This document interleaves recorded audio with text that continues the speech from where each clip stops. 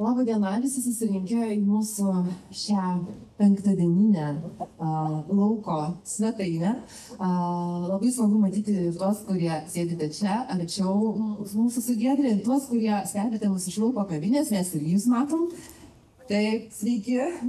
Tai labai smagu, kad vis dėlto visi čia šiandien susirinko gana gausiai. Mes šiandien gąsdinamus, kad bus lietutis, bet mes tikėkim, kad jo nebus. Arba kad mūsų šypsenos bus šiltesnės ir šviesesnės negu lietus. Ir kaip kiekvieną penktadienį čia šioje svetainėje sveikinuosi su jumis aš, Taumaras Mislavičiūtė. Ir kiekvieną penktadienį šalia manęs sėdės vis naujas svečias arba vis nauja viešnia. Tai šiandien šalia manęs yra Giedrė Valaitienė, edukologė, lektorė, karjeros specialistė ir Lietuvos karjeros specialistų asociacijos vadovė. Giedrė, čia apie jūs man tokia labai graži žinutė parašyta, kad Giedrė ne tik kūrė programas ir mokymus, bet ir siunčia svarbę žinutę jaunimui. Kai supranti, kad negali ir neprivalai būti tobulas, ateina ramybė ir drąsa kurti tikrą ir unikalų save. Ar čia jūsų žinutė? Taip, sveiki. Aš trumpai norėčiau nuo savęs papasakoti apie Giedrę. Kaip rašiau šiandien viename iš savo socialinių tinklų paskyrų. Mes su Giedre pirmą kartą susitikome prieš, nesakysiu, bet jau daug metų. Šiandien išsiaiškinom, kad tai buvo daug metų atgal. Kai aš buvau visai nesenai atvykusi dirbti į Panevėžį ir teko man garbė ir laimė vesti išleistuves vienoje Panevėžio mokykloje. Tada dar buvo mokykla, bet tampanti gimnazija. Ir tada aš pirmą kartą pamačiau Giedrę. Tiksliau, pamačiau, kaip 12-okai abiturientai verkė atsisveikindami su savo mokytoja. Man tai paliko labai gilų įspūdį, nes supratau, kad prieš mano akis ypatinga mokytoja, ypatingas žmogus, nes iš tikrųjų sukurti tokį ryšį su jaunimu, kad ir vyrukai, ir merginos apsikabinę savo mokytoją verktų. Man tas reginys tikrai paliko didelį įspūdį ir manau, kad tokį ryšį sukurti nėra savaime suprantama. Ir tai yra turbūt ir, aišku, turbūt ir Dievo, ir likimo dovana, ir iš mokinių pusės jums, ir mokiniams iš jūsų pusės. Bet ar tiesa, Giedre, ar turėjot tokią mokinių laidą ir kiek žinau, tai buvo pirmoji jūsų moksleivių laida, ar ne, kurią jūs kaip ir minėjot man prieš mūsų pokalbį, atsimenat dar ir šiandien labai. Taip, tai buvo ta laida. Ta laida šiemet švenčia savo 30-mečius. Smagu su ją susitikti ir karts nuo karto klasė organizuoja susitikimus. Bet nežinau, ar tas ryšys stebuklingas iš manęs, man atrodo, jauni žmonės prisileidžia ir jie dosnus yra tuo stebuklingu ryšiu. O šiandien garbė man turėti 4. laidą. Tai kiekvienas kūdikis yra skirtingas ir tas ryšys, kurį norisi kiekvieną kartą sukurti, arba pavyks, arba ne.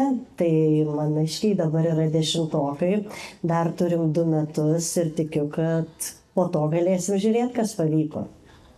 Šiais metais susitikime penktadienį visas festivalis kalba apie emocinę gerą savijautą. O birželio mėnesį mes skiriame ypatingą dėmesį būtent jaunimo emociniai savijautai ir emociniai gerovei, emociniai sveikatai, gal net kitaip norėčiau pasakyti. Ir jūs, Giedre, iš tikrųjų, jau daug metų labai artimai bendraujate su jaunimu.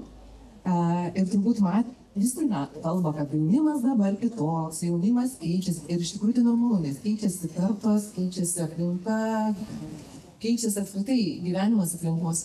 Ir ar galėtumėte išskirti kažkokius pagrindinius resursus jaunimo emocinės savijautos, geros emocinės savijautos, kokie yra aktualūs šiandien, šiomis dienomis, šiais laikais? Tai emocinė savijauta ir, tarkim, jų karjeros kelio pasirinkimas yra labai arti vienas kito.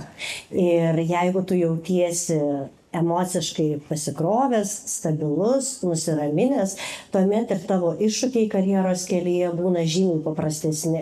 Bet jeigu jautiesi sudegintas iš vidaus, tuomet pasirinkimai tampa neatsakingi, kartais pakankamai riboti dėl to, kad bijai pats savęs ir tų vidinių resursų, tos vidinės higienos kiekvieną dieną iš tiesų reikia. Tai pats pirmas dalykas, kuo mes galėtume norėtume gaubti tos jaunus žmonės, tai turbūt būtų ramybė ir tikėjimas, neskubinimas, nelyginimas, o kaip kitas padarė, ir ta vidinė šiluma, kurios kiekvienam iš mūsų reikia.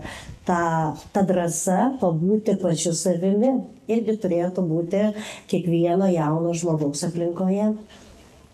Mes gyvename tokiais laikais, jūs labai gražiai paminėjote žodį karjera ir ateities vizija, ar mane gerai, irgi mikrofonas veikia, ne? Bet mes gyvename tokiais laikais, kai kartais atrodo, kad pavyzdžiui, būti nuomonės formuotojų arba tiesiog kiekvieną dieną įkelti po kelis story ar reelsus, tai jau yra profesija. Ir iš tikrųjų turbūt sutiksite su manimi, kad mes net labai dažnai girdime tą skatinimą, kad tie story, reelsai atspindėtų gerą gyvenimą, gražų gyvenimą. Nelabai įdomu žmonėms kažkokias, nežinau, bėdos, nelaimės, ar šiaip liūdnesnės dienos, kurių mes patiriame visi. Ar jūs atpažįstate, kad kartais tas sėkmingo žmogus įvaizdis, kuris yra šiaip jau kūriamas, ar ne, gal net falsifikuojamas kartais, kad jis tik tai ima slėpti jaunus žmonės?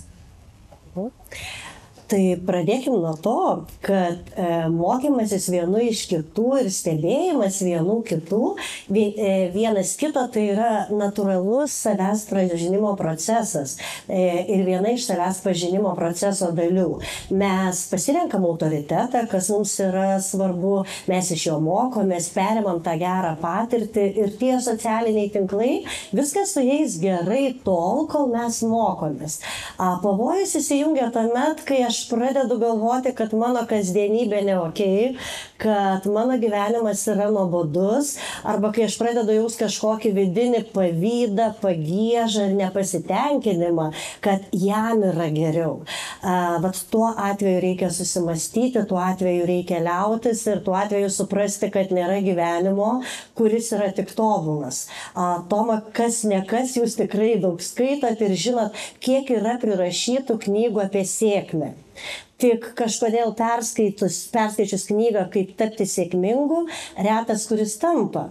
Nes paslaptis paprasta, knygoje nėra prašyta, kiek sunkumų turėjai pereiti, kad visą tai pasiektum. Tai suvokimas, kad nėra namų badumų, nėra lengvai pasiekiamų tikslų, gali jaunam žmogui padėti susivokti, kada reikėtų pasakyti savo stop.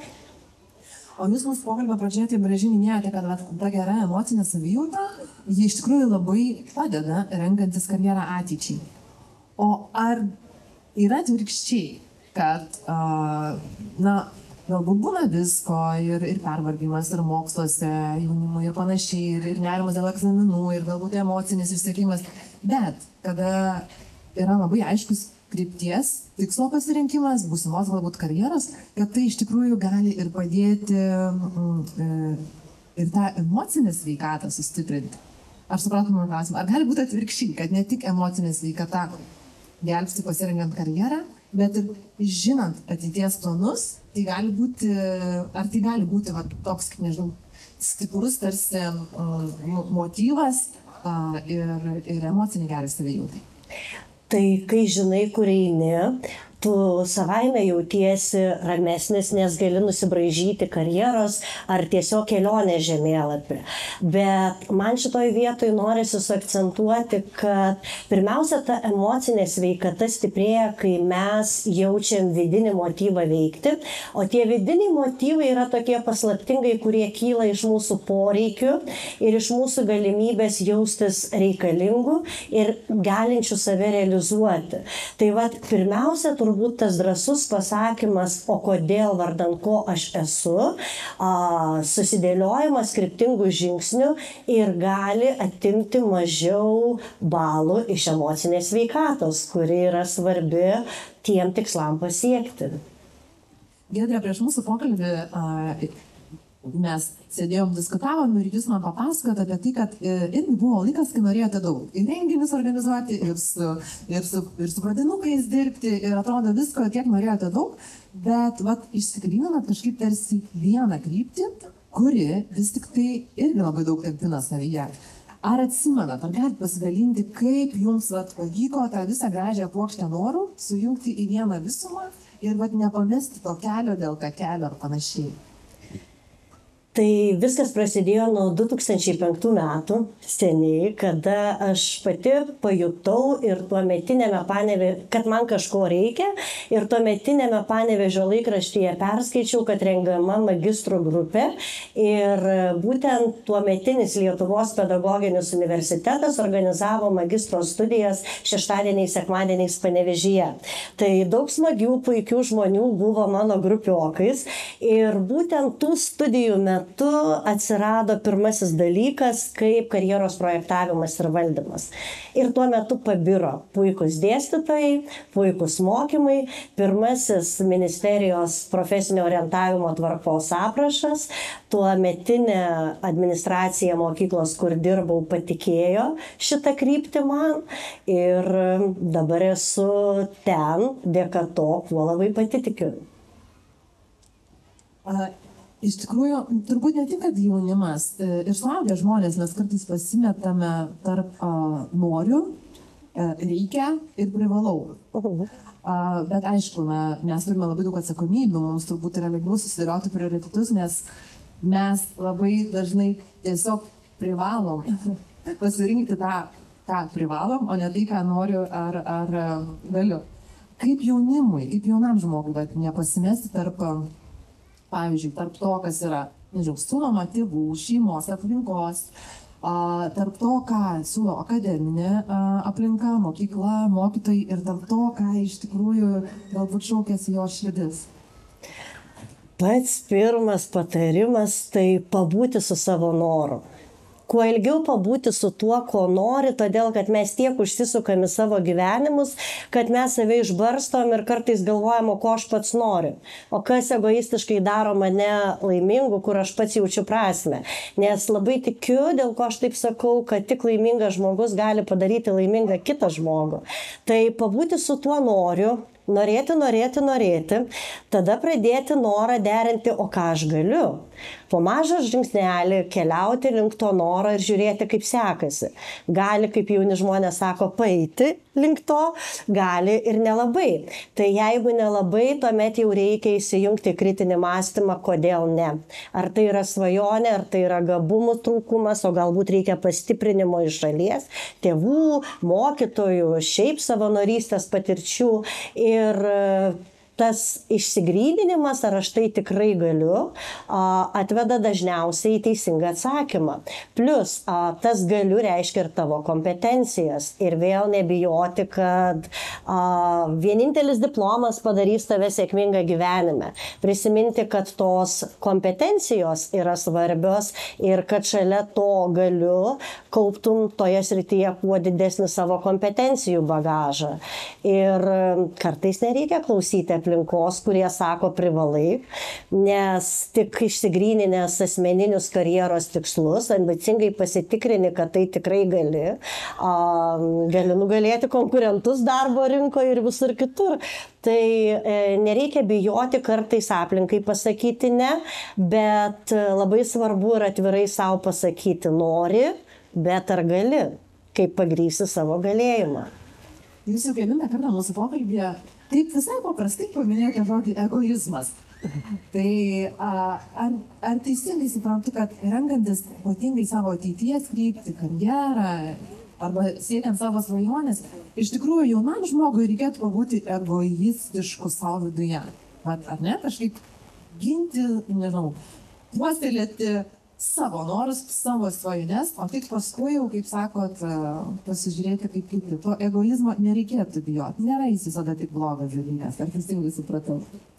Jeigu jis yra pagristas įrodymais, kad tu tą gali, tuomet taip egoizmas yra labai svarbus. Ir netgi tas egoizmas su argumentais padeda įveikti tėvus, kurie sako, ne, tai yra ne tavo sritis. Tėvams dažniausiai arba aplinkai pritrūksta argumentuotų atsakymų ir kartai žodyje ne gali slėptis natūralus klausimas, vaikė, arba pasakymas, vaikė, aš dėl tavęs jaudinuosi, nuramink ir pasakyk, kad tu tikrai žinai, kur eini ir vardan ko eini. Tai va tas pokalbis, argumentai labai svarbu. Bet jūs labai gražiai paminėjot, kad iš tikrųjų kartais tas suaugusio žmogaus artimųjų tėvų ypatingai žodis arba klausimas teisingai vietoj ir laiku suformuluotas iš tikrųjų gali būti labai svarbus jaunam žmogui. O ar tenka, turbūt neteisingai formuoju, ar tenka, tikrai tenka jums turbūt bendrauti su jaunimu, su jaunuoliais, kurie nežino to savo ateities krypties. Ir tai, kad jiems atrodo, kad aplinkui visi jau žino, pavyzdžiui, ką norėtų veikti baigę mokyklą, o aš nežinau. Ir kokią tada įtaką gali turėti tėvų, artimųjų arba mokytojų palaikymas, nes palaikyti žmogų, kuris nežino, ko nori, įsivaizduoja, kad yra gana sudėtinga, tačiau vis tiek tam yra suaugę, ne? Kad rasti tinkamą žodį, kaip tokioje situacijoje jūs elgiatės arba ką patartumėte artimiesiems tokio jaunuolio? Pirmiausia, tai pradėsiu nuo to, kad ne visi jau taip ir žino, kuo būti ir dauguma nežino. Tik tai galbūt mažiau reflektuoja į aplinką, mažiau dalinasi, galbūt nori tuo metu atrodyti brandesni arba apsisprendę, bet to nerimo turi visi. Tai tas supratimas, kad kiekvienas bręstam skirtingai, kad kiekvieno gyvenimo kelias yra absoliučiai skirtingas ir mes neturim tuo pačiu laiku nueiti tą patį atstumą. Mes kiekvienas turime savo žingsnius, savo tempu, priimdami savo skirtenybės, priimdami savo privalumus, žygiuoti savo pamatytos krypties ir tuomet tas rezultatas tikėtina bus sėkmingas. Kartais prireikia daugiau laiko, kartais prireikia mažiau laiko, kartais pakanka vieno bandymo, kartais prireikia ir 7 metų pasiekti svajonę. Bet gerai susikalbėjus su tuo svarbiausiu žmogumi, tai yra vidiniu aš, galima savo tempu pasiekti labai gražių rezultatų. Šiandien man teko bendrauti su viena jauna mergina, kuri jau dirbanti yra ir jai atėjo darbo keitimo laikas. Ji iš tikrųjų labai stresuoja dėl to. Nors darbas geresnis, žodžiu, tai yra karjeros šuolis ir panašiai, bet vis tiek žmogus viduje jaučia stresą. Ir aš susimąsčiau, o kaip jaučiasi moksleiviai iš pradinių klasių pereiti į progimnaziją, iš progimnazijos į gimnaziją, tada iš gimnazijos į, nežinau, kolegiją arba aukštosius mokus. Tai iš tikrųjų yra juk irgi stresas. Tai kaip, ar tai kažkokių, nežinau, tipsų, patarimų, kaip jaunam žmogui tos pokyčius, kurie yra neišvengiami, vis tiek reikės kažkada vaikimo, mokykloje kažkur toliau keliauti. Kaip į tai žiūrėti, kaip į augimą, asmeninį augimą, o ne į kaip stresą, kaip kokį privalomybę, nuo kurios nepaveiks ir ten su jie kažkaip kovoti reikia. Tai priimti paprasčiau. Tai pirmiausia suvokti, kad pokyčiai yra mūsų augimo dalis ir kad tie pokyčiai yra neišvengiami. Tai jau kai tu supranti, kad tu keitiesi ir žiūrėdamas į veidrodį ar kalbėdamas, stebėdamas savo žodžius, savo minčių raišką, kai tu supranti, kad keitiesi, tiesiog pasiduoti tam tekėjimui. Nes kai tu suvoki, kad tu eini link to mokyklos pabaigimo, link tos ribos, streso sumažėja. Kitas dalykas, vėlgi grįžtu prie to, kad labai svarbu žiūrėti savo tempą ir keliauti savo tempu. Pasižiūrėti, kokios asmeninės tavo karjeros galimybės, nes nebūtinai tiesus kelias tau gali tikti. Kartais dėl kažkokios nesėkmės, kartais dėl tam tikrų galbūt gabumų stygiaus, tau reikia eiti truputį per aplinkui. Bet kai tu žinai, kad turi ne tik tai kelią A, bet turi ir B, ir C, ir galbūt D, galbūt tu turi keletą tų atsarginių kelių, vėlgi streso sumažėja. O kai tu dar nenori būti tobulas, nes supranti, kad nei vienas iš mūsų nesam tobulas ir kad visi klystam, ir kai tu leidi savo klaidos tikimybę, tai vėlgi atsipalaiduoji ir tuos pokyčius priimi paprasčiau. O yra tekę girdėti, kad labai gerai besimokantis jaunuolis nenori niekur stoti baigęs mokyklą, nori pailsėti metus ar 2. Ir man yra tekę girdėti ir tada aplinkinių reakcija būna, o Dieve, prarasti laiką, iššvaistysi ten metus, veltui tada nebespėsi įvažiuojant į traukinį ir panašiai. Kaip jūs žiūrite į tokias situacijas? Kaip tą žmogų iš tikrųjų, nes mes gyvename labai greito tempo laikais. Tai kaip tam jaunam žmogui, kuris dar renkasi, ieško savęs, nepasijusti vėluojančių, šventi to streso, nebūtinai aplinkinį spaudimą, bet aplinkinį streso, tai nepasijusti vėluojančių tą traukinį, kuris nuvažiuos, jeigu tu nudarysi, tai kaip visi. Tai tenka girdėti ir dažnai tenka girdėti visų vaikai kaip vaikai, mano, kodėl dar nežino.